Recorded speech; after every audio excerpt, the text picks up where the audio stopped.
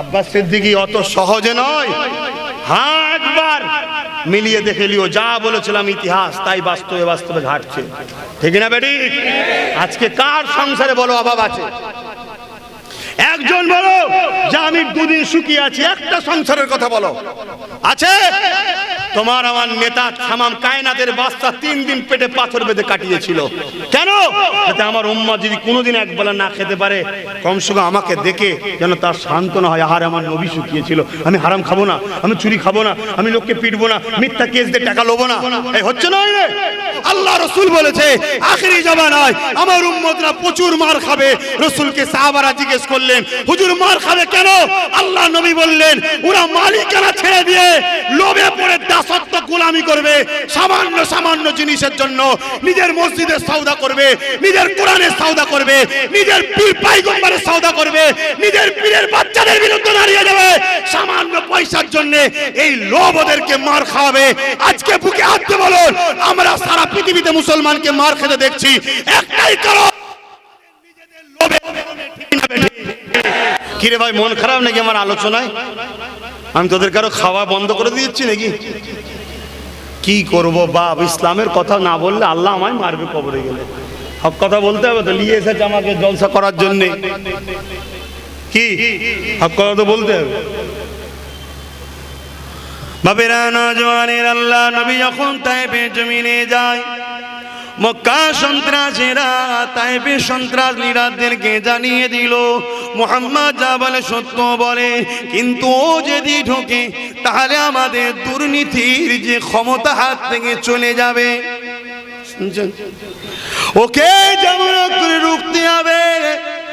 আল্লাহ নবীকে রুকার জন্য তায়েফের সন্ত্রাস লিডাররা ছোট ছোট বাচ্চা দিগকে, অবুঝ মানুষ দিগকে ভুল বুঝিয়ে দিল, মুহাম্মদ রসুল সম্বন্ধে ভুল বুঝিয়ে দিল। তারা ভুল বুঝে গিয়ে বড় বড় ইট পাটকেল নিয়ে আমল করে তায়েফের বর্ডারে দাঁড়িয়ে রইল। আমার রাসূলুল্লাহ যেই ঢুকতে লাগলো অমনি তারা বড় বড় ইট পাটকেল নিয়ে আমার নবীকে মারতে লাগলো। এই যুবকেরা আজও যদি কাউকে কেউ ভুল বুঝিয়ে আব্বাসের পিছনে লেলিয়ে দেয়, এই অবুঝ মানুষটাকে দোষ দিয়ে লাভ নেই। এর পিছনে কোন একটা মুনাফিক মুসলমান আছে, তাকে খুঁজতে হবে। কেন? এ তো অবুঝ, এ তো বোঝে না, এ তো শিক্ষা না, এর পিছনে কেউ আছে। এই যুবকেরা তাই বলে দিয়ে যায়, আল্লাহ নবী নূর নবী দয়া নবী নবী আবার নবীকে যখন মারতে লাগলো, আল্লাহ নবীর শরীরে রক্ত ঝরতে লাগলো, নবী পাকের রক্ত এত পেরিয়েছিল। যুবকরা শুনে রেখে দাও, তোমার আমার শান্তির জন্য, কল্যাণের জন্য, তোমার আমার আজাদির জন্য, তোমাকে আমাকে আল্লাহর রাস্তা জান্নাত দেখাবার জন্য নবী আমার কতটা মার খেয়েছিলেন। আল্লাহ নবীর শরীরে এত রক্ত বেরিয়েছিল, নবী পাকের জুতা মুবারকটা রক্তে ডুবে গেল, এত রক্ত বেরিয়েছিল। এই অবস্থাতে নবী আমার অজ্ঞান হয়ে পড়ে রয়ে গেলে। এ মা বোনেরা, সেই নবী পাককে যদি ভালোবাসো একটু সাবধান সতর্কে চলো। এই দুনিয়া তোমাকে লোভ দিয়ে জাহান্নামের খোরাক বানাবার চেষ্টা করছে। কারণ ইতিহাস যুগে যুগে জানিয়ে দিয়েছে যে পুরুষদের দোয়া যদি কবুল নাও হয়, নারীদের দোয়াটা কিন্তু কবুল হয়ে যায়। তাই আজকে পৃথিবীর সন্ত্রাসীরা বড় প্ল্যান করে আমাদের ঘরের মেয়েগুলোকে বেপর্দা করার জন্য নানা রকম চক্রান্ত করছে। এমনও সিস্টেম তৈরি করেছে মহিলা ছাড়া কোনো কাউকে লোন দেওয়া হবে না, যেটা কিছুদিন আগে বাংলাদেশে নোবেল পুরস্কার পেল। প্রত্যেকটা বাড়ি বাড়ি বাড়ি বাড়ি লোন ঢুকিয়ে দিয়েছে। এইভাবে সব জায়গাতে নারীগুলোকে বাইরে বার করার চেষ্টা করছে। সামান্য 1000-2000-এর জন্য পর পুরুষের পাশে বসতে হবে, লাইনে দাঁড়াতে হবে, বেপর্দা হতে হবে, বেগানা পুরুষের সামনে মুখের কাপড় তুলতে হবে, তোমাকে কাগজে সই করতে হবে। সই যদি ফর্ম না ফিল আপ করতে পারো, ওই পর পুরুষের দ্বারা তোমাকে ফর্ম ফিল আপ করাতে হবে।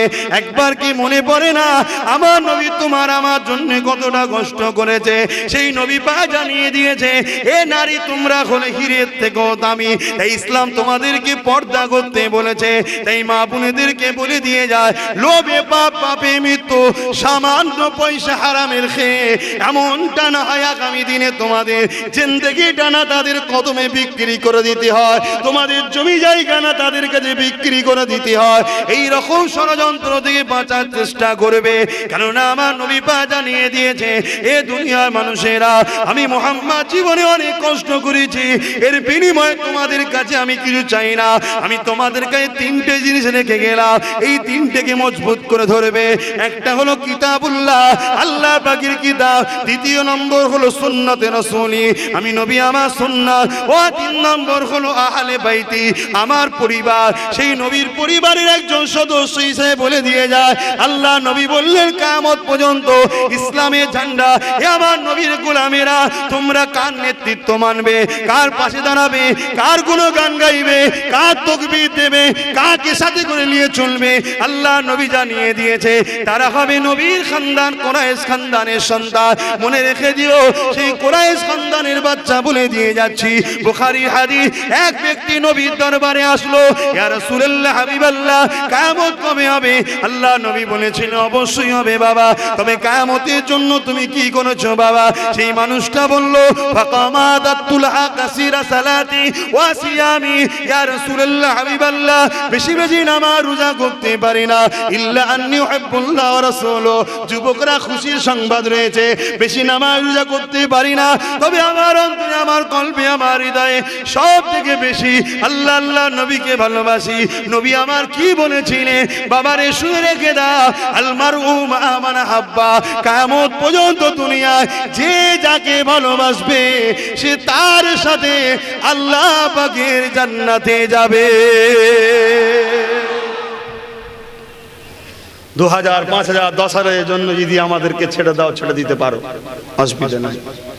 আর যদি মনে হয় জান মালের বিনিময়ে আখিরাত চাই, এই ধরে রাখতে পারো, মনে রেখে দিও আখিরাতে ইনশাআল্লাহ নবীর কথা তো মিথ্যা নয়, মিথ্যা। বুখারীর হাদিস, আমাদের সাথেই হাসর নাসর জান্নাত হবে। জোরে বলুন সুবহানাল্লাহ। একটা মানুষ এসে আমাকে বলছে কিছুদিন আগে যে আপনি কিছু বলছেন না কেন? আমি কি বলবো? না সব কে কমলে সব টাকা দিচ্ছে ওদের বেলায় সব বিভিন্ন কাজ করতে।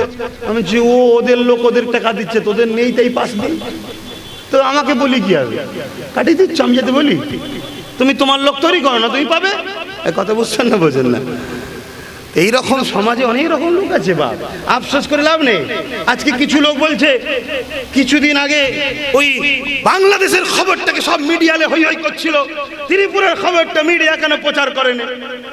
আমি আফসোস করলে হবে, তোর মিডিয়া নেই তাই প্রচার হয় না, ওদের মিডিয়াতে ওদের প্রচার করছে। তো খোলাখুলি কথা, বুঝি বলছি নাকি? কিন্তু আফসোস করার কি আছে? আফসোস করে দাঁতে খিলাল দিয়ে গোলামি করা বন্ধ করে নিজের তৈরি করো, নিজের মিডিয়া বানাও, নিজের সব তৈরি করো। এই ছেলেগুলো খাটছে, যারা ছোটখাটো তৈরি হচ্ছে, এদেরকে সহযোগিতা করো, করে বড় করো, তবে দেখবি এরাও সত্য খবর তুলবে। আফসোস করছে শুধু, বুঝে আমার বেলায় বলে না, ওর বেলায় বলছে। ও তো তোর নয় যে তোর বেলায় বলবে, ও যার তার বেলায় বলছে। এই কথা কি ভুল বলছি নাকি? আমাদের নেই তো কচি পোড়া, আমাদের হয়ে বলবে। তাহলে বলুন, আমার মা বোন বাপ ভাই কত কষ্ট করেছে নবী, একটু কি মনে দয়া নাই? আছে না নাই? বলুন আছে না নাই? কাদের কাদের রাসূলের উপরে মনে দয়া আছে? রাসূলের জন্য দিল কাঁধে হাত তোলেন। যদি হাতটা সত্য না মিথ্যা? এই হাতটা সত্য না মিথ্যা? তা আমি চ্যালেঞ্জ দিচ্ছি, আল্লাহর কসম, এই হাত যদি সত্য হয় তোমরা জান্নাতি। জোরে বলুন সুবহানাল্লাহ। আর এই হাত যদি সত্য না হয়, আল্লাহর কসম জাহান্নামী। ও যতই মুক্তি আসুক, ফতোয়া দিক না দেখি, কত বছর থেকে তো আমার পিছনে লেগে আছে। কেউ লাখটার বাদ দিয়েছে নাকি? হ্যাঁ, আমি যা দেখছি এই চোখে, তুমি যদি তা দেখতে, তুমি আব্বাস সিদ্দিকীর মতো তাহলে পাগল হয়ে চিল্লাতে। তুমি তো দেখতে পাচ্ছ না। তোমার কি আছে? যেই দেখবে আলামত খারাপ, চুপ করে জামা চেঞ্জ করে অন্য ধর্মের জামা ফেলেই দেবে। তোমার আবার টেনশন কিসের? টেনশন তো আমার মতো ইমানদারদের। না মসজিদ ছেড়ে যেতে পারবো, আর নিজের জান বাঁচাবার জন্য না অন্য জায়গায় পালাতে পারবো, হয় জানও দিয়ে দেবো মসজিদকে বাঁচাবার জন্য। কেন? আমাদের ঈমান এটা, ঠিক না ঠিক? আমি যেটা দেখছি তুমি তো তা দেখতে পাচ্ছ না, তাই তোমার কাছে আমার কথা খারাপ লাগছে। কেন? তুমি দেখছো শুধু তোমার ব্যাংক ব্যালেন্স, তুমি দেখছো তোমার গাড়ি, তুমি দেখছো তোমার বাড়ি, তুমি দেখছো তোমার সালার গাড়ি, কুনার গাড়ি, শ্বশুরের গাড়ি, আমার আমার আমার আমার। আর আমি দেখছি এগুলো সব মিটে যাবে। কথা বুঝে আসছে না? নাই থাকবে না। মিলিয়ে দেখে নিও, 2 বছর ওয়েট করো। আব্বাস সিদ্দিকী অত সহজে নয়। হ্যাঁ, একবার মিলিয়ে দেখে লিও, যা বলেছিলাম ইতিহাস তাই বাস্তবে বাস্তবে ঘটছে, ঠিক না বেটি? আজকে কার সংসারে বলো অভাব আছে? একজন বলো যে আমি 2 দিন সুখী আছি, একটা সংসারের কথা বলো আছে? তোমার আমার নেতা তামাম কায়নাতের বাদশা 3 দিন পেটে পাথর বেঁধে কাটিয়েছিল। কেন? যাতে আমার উম্মত যদি কোনোদিন একবেলা না খেতে পারে, কমসে কম আমাকে দেখে যেন তার সান্ত্বনা হয়, আর আমার নবী শুকিয়েছিল, আমি হারাম খাবো না, আমি চুরি খাবো না, আমি লোককে পিটবো না, মিথ্যা কেস দিয়ে টাকা লোবো না। এই হচ্ছে না? আজকে নতুন একটা প্রকল্প ছিল, কি মুসলমান মানে এই বাংলাদেশি, এই পাকিস্তানি, নানা রকম ভাবে অন্য দেশে চলছে বন্দি করার, আর আমার বাংলায় চলছে কি, যাকে ঠিক পছন্দ নাই দেখছে ঠিক লাইনের মুসলমান নয়, এ তো নবীর গোলাম, অমনি বলছে গেজার কেস, বন্দুক ছিল, পিস্তল ছিল, জোর করে হাতে তুলে দিয়ে ফটো তুলিয়ে ধরিয়ে দিয়েছে। মূলত লক্ষ্য ইসলাম মিটাও, মুসলমান মিটাও। আর আল্লাহর কসম, সবে কিয়ামত পর্যন্ত তোমাদের দুশমন অন্য কোন ধর্মের লোকেরা নয়, তারা তাদের নিয়েছিল। তোমাদের দুশমন একমাত্র তারা যারা তোমাদের মাথায় কাঁঠাল লেগে খায়, তুমি না মাথা তোলে ওর কাঁঠাল পড়ে যাবে, তাই তোমাদের হাট করিয়ে রাখছে, অন্য কিচ্ছু নয়। তাদের ঘরে বলা হয় মুনাফিক। কি বলা হয়? মুনাফিক। হতে পারে সেই মুনাফিক দাড়ি চাচা হবে তেমন নয়, দাড়িওয়ালা হতে পারে, হতে পারে সে মুনাফিক আম মানুষ হবে তা নয়, মৌলানা মুফতি পীর সাহেব পীরজাদা হতে পারে, অসম্ভব কিছু নয়। মুনাফিকের কোনো ঠিকানা নেই। মুনাফিকের লক্ষ্য একটাই, নবীর গোলামকে দাস বানিয়ে তাদের মাথায় কাঁঠাল লেগে খাও, এটাই হলো মুনাফিকদের লক্ষ্য। আর আব্বাস সিদ্দিকী সেই নবীর খাতিরে তোমাদের ঘরে বাঁচাবার জন্য কালো চিল্লেছে, আজও চিল্লাচ্ছে। যতদিন এই রকম চিল্লাবো, তুমি যদি মাইক স্টেজ না করতে পারো, আমি আসতে পারবো না। কথা বুঝে আসছে? আমাকে যদি কেউ তুলে নিয়ে যে কোনো জায়গায় বন্দিও করে, সেখান থেকে বেরিয়ে আসার পরও যদি স্টেজ করো, মাইক করে দাও, আমি তারপর দিন এসো এই মোস্তফার জন্য, মোস্তফার গোলামদের হয়ে কথা বলবো, সেদিন এটা আমার ডিউটি। ভাইরা আমার, এই মাসে রসুল এসে কত মার খেয়েছে, দান্দা মুবারক উহুদের ময়দানে শহীদ হয়েছে। আল্লাহ নবীর ইতিহাস জানো না? কত কষ্ট করেছে। এমনও দিন গেছে, বাপ মায়ের গর্ভে ছিল, রসুল মায়ের গর্ভে ছিল, বাপ দুনিয়া থেকে পর্দা নিল। জন্ম হওয়ার কিছুদিন, আগমনের কিছুদিন পরে যখন আব্বাকে দেখতে চাইলো, বারবার বলার পরে মায়ের সাথে যখন আব্বার কবর মুবারকে যাচ্ছে, ফিরে আসার পরে ওই মরুভূমিতে মাকে হারিয়ে ফেললো। এতিম এসির নবী, ছোটবেলা থেকে তার চতুর্দিকে তার পরিবারের দুশমন ছিল, তথাপিও কোনোদিনও পরিবারের জন্য কাঁদে না, নিজের জন্য কাঁদে না। যখনই কেঁদেছে, আল্লাহ আমার উম্মতদের বাঁচাও, আমার উম্মতের বাঁচাও, আমার উম্মতিদের বাঁচাও। আল্লাহ রাসূল বলেছে আখিরি জামানায় আমার উম্মতরা প্রচুর মার খাবে। রাসূলকে সাহাবারা জিজ্ঞেস করলেন, হুজুর মার খাবে কেন? আল্লাহ নবী বললেন, ওরা মালিকানা ছেড়ে দিয়ে লোভে পড়ে দাসত্ব গোলামি করবে, সামান্য সামান্য জিনিসের জন্য নিজের মসজিদের সওদা করবে, নিজের কোরআনের সওদা করবে, নিজের পীর পয়গম্বরের সওদা করবে, নিজের পীরের বাচ্চাদের বিরুদ্ধে দাঁড়িয়ে যাবে সামান্য পয়সার জন্য। এই লোভ ওদেরকে মার খাওয়াবে। আজকে বুকে হাত দিয়ে বলুন, আমরা সারা পৃথিবীতে মুসলমানকে মার খেতে দেখছি, একটাই কারণ, নিজেদের লোভে। কোন মুসলিম লিডার আব্বাসকে গাল দিয়েছে? কোন মুসলিম লিডার আমার বিরুদ্ধে কথা বলছে? কোন মুসলিম লিডার আমি জলসা করতে বাধা দেয়? কেউ দেয় না। সব করছে মুনাফিক। কেন? এরা লোভে পড়ে গেছে। আর আল্লাহ তাদের সোহবতে আমরাই উঠা বসা করি, আমরা তাদের চারিপাশে থাকি। তাই হযরত লূত আলাইহিস সালামকে আল্লাহ বলেছিলেন, তোমার কওমের মধ্যে থেকে ৮০,০০০ লোককে মারবো, তার মধ্যে ৪০,০০০ ভালো, ৪০,০০০ খারাপ। আল্লাহ ভালো লোকগুলোকে কেন মারবেন? আল্লাহ বলেছিল, ভালো লোকগুলো খারাপ লোকগুলোকে রোকেনে কেন? শুনছেন? তাহলে গ্রামে চুরি হবে, তুমি বল জোর ঘর চুরি হচ্ছে, আমি চুপ থাকি, বাবা আল্লাহ তোমায় মারবে। কাউকে মিথ্যা কেস দিচ্ছে, তুমি বলছো ওকে দিচ্ছ, বাবা আমার দরকার নেই, আল্লাহ তোমায় জাহান্নামে দেবে। কথা বুঝে আসছে না? নাই এ কথা শুনছেন বাপ? তাহলে আমরা রাসূলের গোলাম, নবীর নীতি আদর্শ চলবো, তাই তো নাকি? এখন বিদায় লব, দোয়া করব। তার আগে দুটো ছোট্ট কথা। একটা কথা হলো, ধর্মসভায় এসে রাজনীতি করলাম? কেউ বলতে পারবেন? কেউ বলতে পারবেন? এরপরেও যদি আব্বাস সিদ্দিকী আসাতে কারো বাধা হয়, তাহলে মনে হয় সে রাজনীতি করছে না, ইসলাম মেটাতে চাইছে। জোরে বলো। আমরা সব মেনে নেব, সব মেনে নেব। ইসলামকে কেউ শেষ করতে চাইলে তাকে কিন্তু ছাড়ব না। ঠিক না বেঠিক?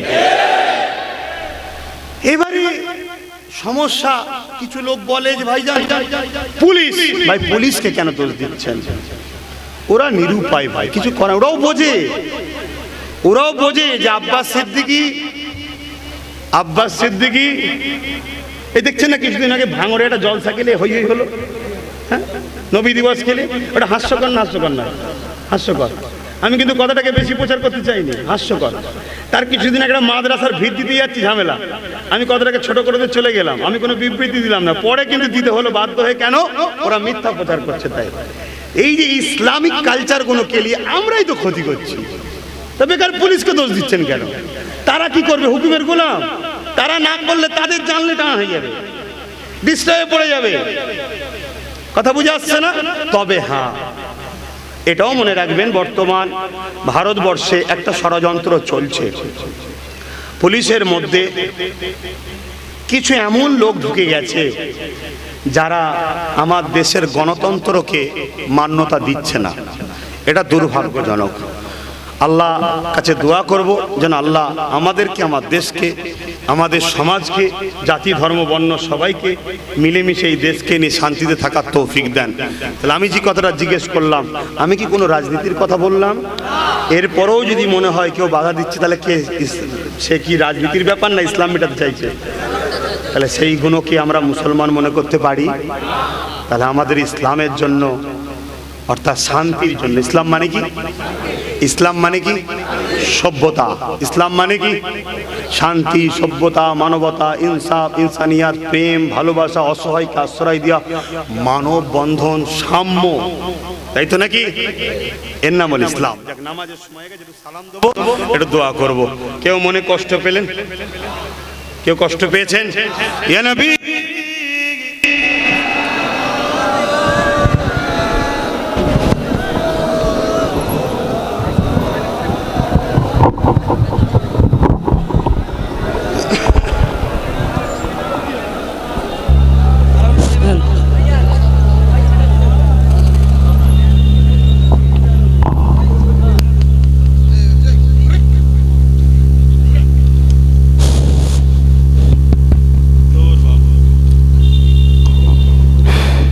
ধরো, দোয়া হবে তো নাকি? অনেকটা ধৈর্যের পরীক্ষা আপনারা দিয়েছেন। কেন এই কঠিন রোদে, এমন ছোট জায়গায় এত ভিড় করে ঠেলে ঠুলে, দেখিস বাবা ছোট ছোট ছেলেরা, একটু পিছিয়ে থাক বাবা, বাচ্চারা। কথা বুঝে আসছে? আমি দুটো কথা বলেছি, একটা বলেছি, আপনারা উত্তর দিয়েছেন। আর একটা শেষ কথা বলে যাব। ইয়া নবী সালামুন, ইয়া রাসূল, ইয়া হাবিব।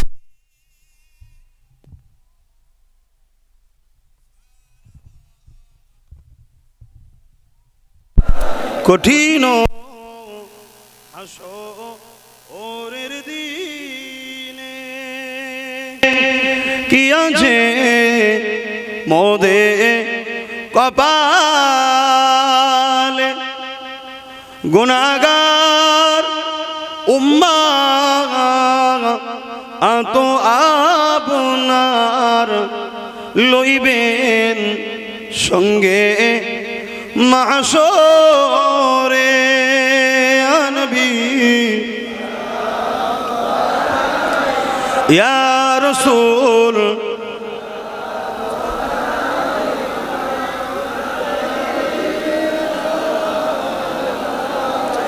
সালাওয়াত সঙ্গে সময় বাপ ভাইরা আপনাদেরও নামাজ পড়তে হবে, ঘরে যে হোক আশপাশে হোক, আমরা তো আশপাশেরই লোক, সব নামাজ পড়ে নেবেন। এই মসজিদে সবাই ধরবে না, মসজিদ নামাজ হয়ে গেছে, আমিও পড়বো এই মসজিদই, নামাজ পড়ে চলে যাবো। কি যাবো তো মসজিদ নাকি, অসুবিধা নেই তো? কারণ আমি যেখানে ঢুকছি সেখানে ভেঙে দিচ্ছে, আমার মসজিদ ভেঙে দেবে না তো? বিশ্বাস নেই তো ভাইরা আমার শেষ কথা যেটা, সেটা হলো এটাই, একদম দিল থেকে বলুন, মোমেনের ঠিকানা জান্নাত না জাহান্নাম? মোমেনকে যে সব থেকে বেশি আল্লাহ রসুলকে ভালোবাসে, তাই তো নাকি? আর মোনাফেকের ঠিকানা জাহান্নাম। আপনারা মোনাফেকি করছেন না তো? আগেও ভালোবেসেছেন, অনেক কষ্টের মধ্যে আছেন সর্বদিক দিয়ে, শুধু আপনারা নয়, পুরো দেশের মানুষ চাকরি বাকরি কাজ কারবারে সারা পৃথিবীতেই মানুষ উন্নয়নের দিক দিয়ে পিছিয়ে যাচ্ছে, পৃথিবী এখন ধ্বংসের দিকে। এই কষ্টের মধ্যে দিয়েও আপনারা আবার মূল্যবান সময়কে কাজ কাম ছেড়ে দিয়ে এসে বসেছেন ভাইজানের সাথে। কতদিন সাথ দেবেন?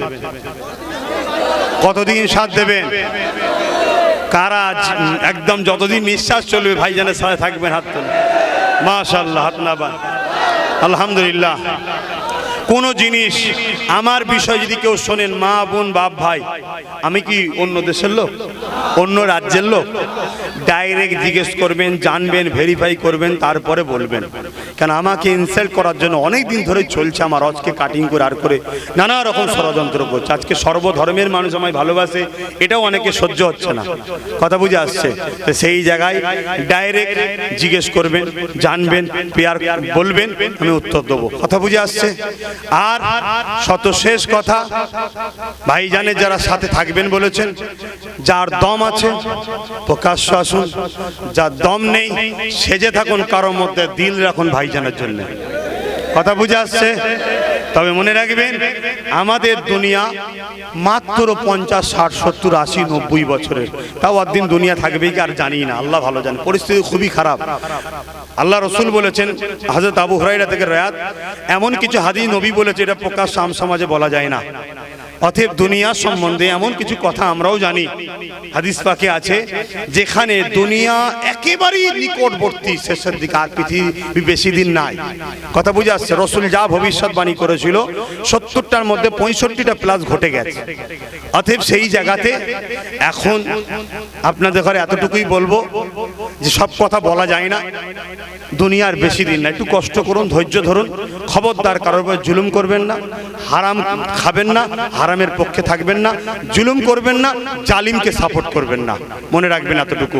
শতশেষ এটাই আমি দোয়া চাইব, দোয়া নিয়ে বিদায় নেব।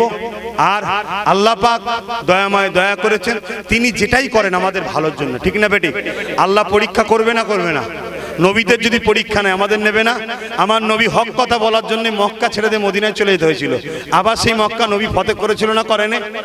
অতএব হক কথা বলতে গিয়ে আল্লাহ পাক কখনো কাউকে জিতিয়েও পরীক্ষা করে, কাউকে হারিয়েও পরীক্ষা করে, কাউকে ছেলেপুলে দিয়ে পরীক্ষা করে, কাউকে ছেলেপুলে না দিয়েও পরীক্ষা করে, কাউকে ধনী করে পরীক্ষা করে, কাউকে গরিব করে পরীক্ষা করে, কেউ গাছ লাগিয়েছে একটা ফল দিয়ে পরীক্ষা করে। অতএব নতুন গাছে বেশি ফল হলে এমনি গাছের ক্ষতি হয়, আল্লাহ যেটা করে ভালোর জন্যই করে, ঠিক না বেটি? অতএব গাছ লাগিয়েছেন, আলহামদুলিল্লাহ, সেই গাছে যা ফল দিয়েছে শুকরিয়া আদায় করুন। চাষবাস করেছেন, আলহামদুলিল্লাহ, যা দিয়েছে শুকরিয়া আদায় করুন। হাসি খুশিতে থাকুন, আল্লাহ যতটুকু খাওয়াচ্ছে খেয়ে আলহামদুলিল্লাহ বলুন। আর সবসময় মনে রাখবেন, পেটকে 3 ভাগ করবেন, 1 ভাগ খালি রাখবেন, 1 ভাগ পানি দেবেন, 1 ভাগ খাবার দেবেন। তাহলে দেখবেন কোনো সময় যদি খাদ্য সংকটও পড়ে, সবার অসুবিধে হলো, আপনাদের অসুবিধে হবে না। কেন? আপনাদের আগে থেকে ট্রেনিং আছে। যেমন আমাদের কথা বলছি, আমরা যখন তখন যে কোনো দিন রোজা রাখতে পারি, এর অসুবিধা হয় না। রোজা রাখা অভ্যেস আছে তো, মুহরমের চাঁদে রোজা রাখি, রবিউল আউয়ালের চাঁদে রোজা রাখি, কুরবানির চাঁদে রোজা রাখি, ঈদুল ফিতরে কি বলে ঈদে এসে রোজার মাসে 1 মাস রোজা রাখি, যখন তখন রোজা রাখা অভ্যেস আছে। তো এই জন্য রোজা রাখলে আমাদের কষ্ট হয় না। এই জন্য আপনারাও রোজা না রাখলে এই ট্রেনিংটা নেবেন। পেটকে 3 ভাগ করবেন, 1 ভাগ খাবার দেবেন, 1 ভাগ পানি দেবেন, আর 1 ভাগ খালি রাখবেন। পেটেরও প্রবলেম হবে না, সুস্থ থাকবেন। আগামী দিন যে মুসিবত আসছে সেই মুসিবত থেকে বেঁচে যাবেন। একটা শেষ কথা, আর একটা, এখন কারো বাড়ি অভাব আছে? জোরে বলুন অভাব আছে? এর জন্য যদি আপনাকে 1000 2000 কেউ দেয়, অতি তো সব বাপরে বাপ হই হই করে ছুটছেন। তাহলে যেদিন দাজ্জাল আসবে, কানা দাজ্জাল, সেদিন তো ইসলাম বলছে, আমার রসুল বলে গেছে, লোকের বাড়ি খাবার থাকবে না। অভাবে মানুষ দিশেহারা হয়ে যাবে। তখন কি হবে? দাজ্জাল এসে সোনা দেবে, হিরে দেবে, তার বিনিময়ে কি বলবে? আমাকে আল্লাহ বল, খোদা বল। তা আমার তো ভয় হচ্ছে, এখনই যদি ঘরে খাবার থাকার পরেও যদি 1000 2000 আমরা ঈমান বিক্রি করে দিই, তাহলে সেই দিন সোনা দানাতে আমরা কি করব? একটু মুখে লাগাম দিই, নিঃশ্বাসের বিশ্বাস নেই। আসুন দাঁড়িয়ে দোয়া হবে, তারপরে আশপাশে মসজিদে, এই মসজিদে সবাই জায়গা হবে না, যে যার আশপাশে মসজিদে উজু করে নামাজ পড়ে নেবেন। আমার ভাইয়েরা, নামাজ পড়লে কে খুশি হয়? আর না পড়লে কে খুশি হয়? শয়তানকে খুশি করবেন। আল্লাহুম্মা আমিন, আল্লাহুম্মা আমিন। আমার বাপ ভাইদের ঘরে নিয়ে দুটো কথা আল্লাহ আপনি বলালেন, বললাম। এটা ধর্মীয় মাহফিল, বিশ্ব নবী দিবসের মাহফিল, রসুল পাক সাল্লাল্লাহু আলাইহি ওয়াসাল্লামের আগমনের মাহফিল। তাই আমার রসুলের জীবন আদর্শ নিয়ে নাই সত্যের যে মেসেজ তিনি দিয়েছেন, সেই মেসেজ এই কওমের কাছে দিলাম। নবীর উম্মতরা যাতে সুদ থেকে, ঘুষ থেকে, জেনা থেকে, ব্যভিচারীদের হারাম থেকে, জুলুম থেকে, নারীদের অত্যাচার থেকে, মা বাপেদের অত্যাচার থেকে, সমাজে বিশৃঙ্খলা থেকে এবং দেশকে ক্ষতি করা থেকে যাতে সমাজ এবং পুরো দেশ ফিরে থাকে, তাই আল্লাহ পাক দুটো কথা বলেছে, আপনি কবুল করেন আল্লাহ। পাশাপাশি আপনার সৃষ্টি হিসাবে সর্বধর্মের মানুষকে যে মানববন্ধনের কথা রসুল বলেছে, সেই কথাও দুটো বললাম। আল্লাহ সর্বধর্মের মানুষ, মানবতার খাতিরে মানুষের পাশে থাকবে, সেই তৌফিক আমাদেরকে দেবেন আয় আল্লাহ। পাশাপাশি আমি আলোচনা করেছি নামাজ, রোজা, হজ, যাকাত, যাতে আমাদেরকে পড়ার তৌফিক দেবেন আল্লাহ। আমাদের জীবনের গুনাহ খাতাকে আপনি মাফ করে দিন, আমাদেরকে 5 ওয়াক্ত নামাজি, রোজাদার, হাজি, গাজী, নেককার বানিয়ে দিন আল্লাহ। আয় আল্লাহ, মুনাফিক হাজি বানাবেন না, সুদখোর হাজি বানাবেন না, জেনাখোর হাজি বানাবেন না, মুনাফিক মুসলমান বানাবেন না, সুদখোর মুসলমান বানাবেন না, হারামখোর মুসলমান বানাবেন না আল্লাহ। আমাদেরকে মুত্তাকি মুসলমান বানান, ইমানদার মুসলমান বানান, মুমিন মুমিনা বানান আল্লাহ। আমার মা বোনগুলোর উপর রহমত দিন, শান্তি দিন। পাশাপাশি আপনার আল্লাহ বিভিন্ন জায়গাতে আয় আল্লাহ মসজিদ মাদ্রাসার উপর একদল সন্ত্রাসরা হামলা করছে আল্লাহ। বড় লজ্জিত যে আপনার ঘর, আপনি আমাদের ঘরের হেফাজত করছেন, আপনার ঘরের জন্য আমরা কিছু করতে পারিনি। আয় আল্লাহ, আজ এই লজ্জা মুখ আপনাকে দেখাবার মতো নয়, আপনি আমাদেরকে ক্ষমা করে দেন, মাফ করে দেন। যারাই সন্ত্রাসী করছে, ওই জালিমদের বিচার আপনি করবেন আল্লাহ। পাশাপাশি আল্লাহ আমাদের সকলকে মুজাদ্দেদ জামান দাদা হুজুরের সরাবে কবুল করুন আয় আল্লাহ। নাই